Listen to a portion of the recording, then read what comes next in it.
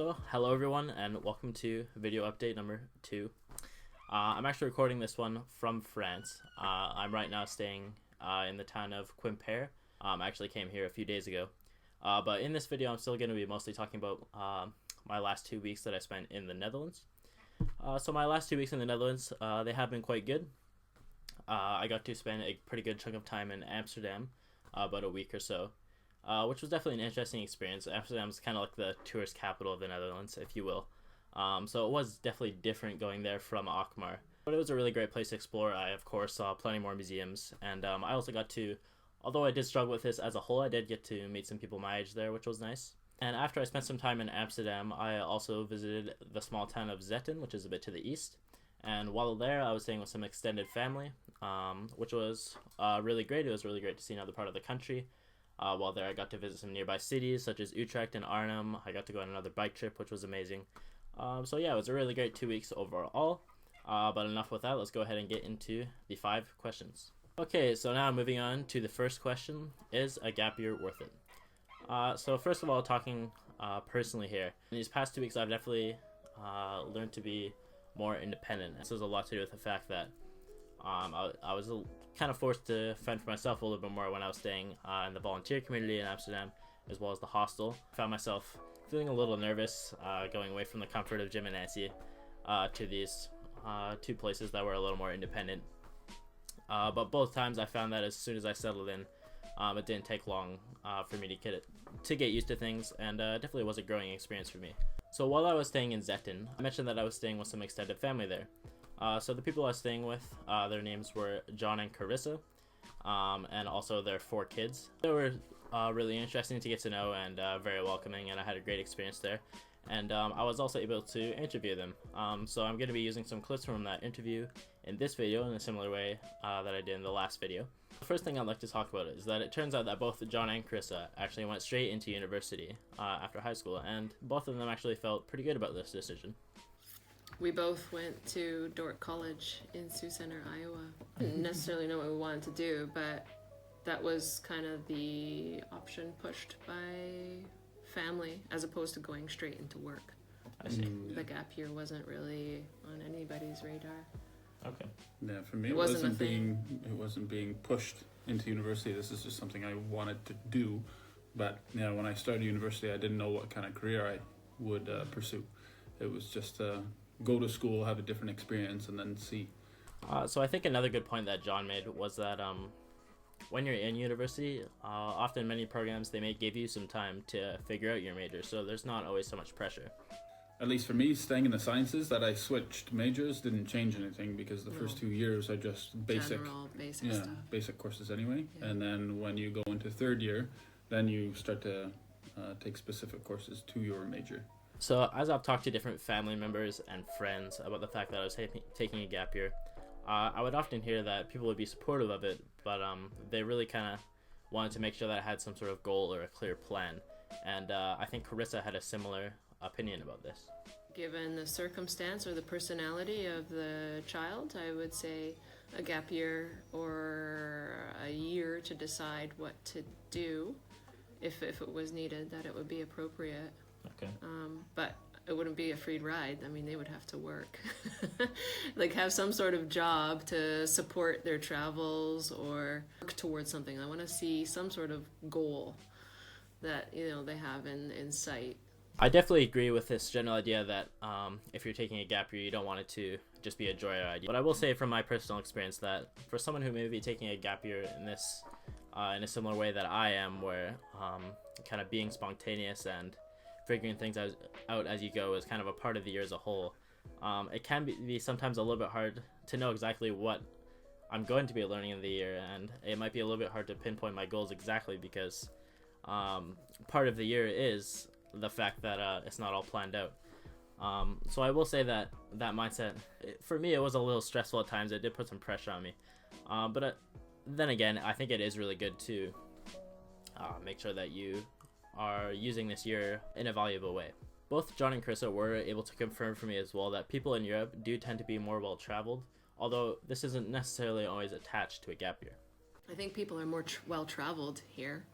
wouldn't say a gap year, but traveling abroad through an educational program is more likely. Like the people that I work with, I would say probably half of them, when they were in high school or early university, went abroad.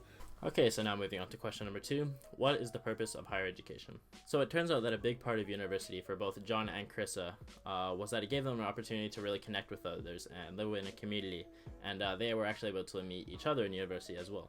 Living with friends Right. was a big one. We made a lot of really great lifelong friends there. We met each other there. It's always a bonus. Yeah, that's not bad. You think that every day, right? Yeah. And so there's potential for really great relationships, especially with people who have a similar worldview as you. So this chance for community and to meet others is definitely something that kind of excited me about university, I guess. But I think something that's interesting is that, and I was actually able to talk to someone who went to university in Amsterdam, and they were kind of able to confirm this for me. But I think making these connections can actually be sometimes a little bit harder in European universities, since often European universities won't always have dorms or places where you can live with a bunch of people your age. On the other hand, I personally had the chance to visit some friends of mine who are going to a university in Canada, and although I've only made a few visits there, I will say that the few times that I have visited, there definitely is a real sense of community there. And they've had a chance to meet lots of people, and I think that is definitely an aspect of Canadian or American universities that appeals to me a little bit more than European universities. Another interesting point that John brought up that I've personally been pretty clueless about, and I think he has a lot of credibility talking about this, seeing as he has spent a lot of time in university, is how there is definitely a difference between an undergraduate program and grad school, at least in Europe. And the technical stuff that from undergrad, I don't even really remember. But into grad school, it was actually getting really in-depth knowledge in a particular area, becoming an expert in something. I thought was, and learning how you can learn even better. I know that sounds funny, but in undergrad, there's a huge volume of students, and of course from the educational side, how to get those students through effectively and to teach them something and how to measure that, you need to be very efficient at it. But once you go into grad school, then the class sizes are way smaller, right? And then the way you're examined on things is much different, right? It's not just multiple choice anymore. You actually have to give strong, in-depth answers. So it really changes the focus on how you learn. So you learn how to convey that knowledge.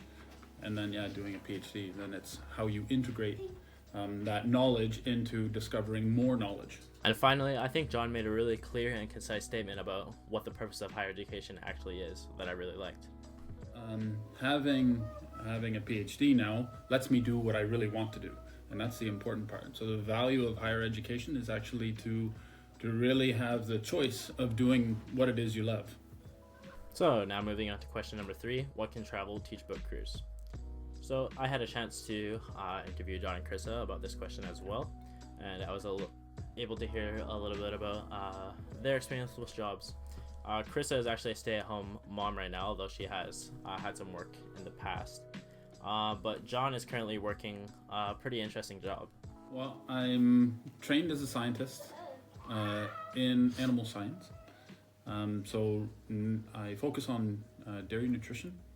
One of the major benefits of John's job is that it allows him to do a lot of traveling. But also within my role, I'm able to travel to different places. The only downside, I would say, from the travel is that, Carissa and the kids can't come with me. Yes. Well, and that it's related to business. It's not like you go somewhere really cool like Madrid, but you're not actually in Madrid to do the sightseeing. You're in Madrid for business. So what I've tried to do actually in the last while is when I take a trip like that, I'll add another day on and then go do something cool, so that it's not just the airport, the hotel, the conference center, and then home. I find that this benefit that John has with his job, where he's able to travel different parts of the world, to be really cool. Firstly, because it allows you to see different parts of the world and to travel, which is really great. But I also think that when you're traveling around to different places, it would kind of guarantee that there's going to be some variety in your work days. So now moving on to question number 4, is the Western lifestyle an illusion? Something interesting that John and Carissa brought up and that I personally noticed is that kids in the Netherlands are a lot more independent. We find raising a family here in the Netherlands to be really nice because of the lifestyle. It's more child-friendly to get around. Kids are encouraged to bike and go to school themselves. They're more independent here, for sure, because they don't need their mom and dad to taxi them everywhere in the family vehicle. I definitely find this aspect of Dutch culture to be really neat, and I can also say from personal experience that as a young person, having this sense of independence can be a real confidence booster, and I think having that confidence can be great for development. John and Carissa also repeated what Jim and Nancy said about how people in the Netherlands are quite taken care of, but they did make a good point that there are still rich people here. Yeah, the threshold, the bottom threshold is actually higher than what it was in Canada. Yeah. But it's also clear that there are still very rich people here too. Yeah, there are. It's not like, everybody is brought together. It's just that the standard is higher. Finally, moving on to question number 5, what is the meaning of life? So I'd firstly like to talk from some personal experience here, and I'd like to talk about my stay in Amsterdam because it was quite interesting while staying there, because in Amsterdam, drugs, alcohol, and sex are all very big parts of the culture, and I think these are like 3 classic evils that are often talked about, and it was definitely interesting to see these evils kind of more normalized in Amsterdam. Definitely got me thinking about maybe whether these things are so evil or whether Amsterdam is just crazy or all of that. So it was definitely interesting to see. Now moving back to John and Carissa. John and Carissa are both Protestant Christians, and I think that they both have some really interesting things to say about the meaning of life. And one thing I really liked that they talked about was how the meaning of life can often be dynamic and will change as you grow. If there is one meaning of life, I'm not so sure. I think it's more Multifaceted. Yeah, because you are your own individual, right? And yeah, if you can understand about yourself what it is that drives you, and how you interact with other people, how you engage with other people, one-on-one or in groups or more broadly into society, but understanding how you fit best and how you can have a good positive influence on people around you while satisfying your own needs and desires, right? In a, I guess, kind of healthy way, if you will. And it's continuous. That's the thing. It's like the meaning in our life right now exists a lot in career, in our children, each other. But we didn't have children earlier in life, and so that wasn't an element yet. So Yeah, that makes sense. it changes. It's dynamic. So something else that I noticed while staying with John and Carissa is that they once again are no strangers to hospitality. They've had plenty more guests before me, and they were very welcoming to me. And because of this, their kids are actually quite used to having guests over as well. So this kind of caught me off guard because when I first went to their house, their 4 young kids who were all elementary school age were pretty much immediately coming up to me and talking to me, and were really comfortable around me. So I was kind of wondering, like, why their kids were so outgoing.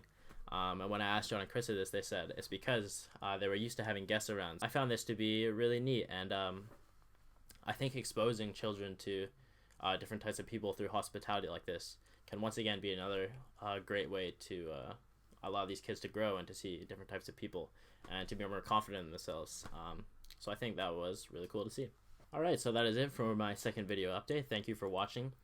I think that these last 2 weeks were definitely a success for me overall. I think the main thing that kind of happened in these last 2 weeks is that I really worked towards becoming more and more independent and confident in myself, which was great. Thanks again for keeping on with my project and watching my videos. Make sure to stay tuned for a third video that will be talking about my experience in France, and also for any more blog posts or photos that I will continue to post in these next 2 weeks. So until next time, bye.